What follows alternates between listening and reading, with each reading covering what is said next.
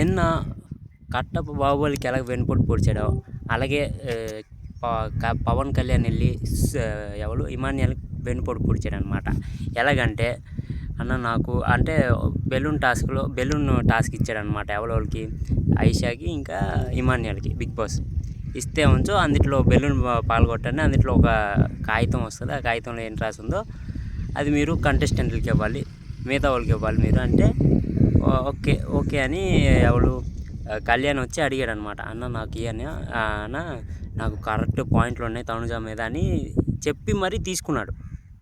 తీసుకున్న తర్వాత ఏమైందో ఏంటో అతని మైండ్లో లాస్ట్కి వచ్చి ఇమాన్యుయల్ మమ్మీని నామినేట్ చేశాడు అనమాట.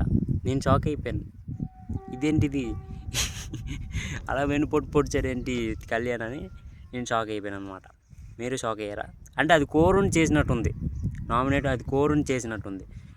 ఇమాన్యుయల్కి మమ్మీని నామినేట్ చేస్తే మండుతుందని తెలిసే నామినేట్ చేశాడు కళ్యాణ్. అది కూడా రీజన్ ఏమీ లేదు అందులో, అంతా ఇదే, ఏమీ లేదు రీజన్.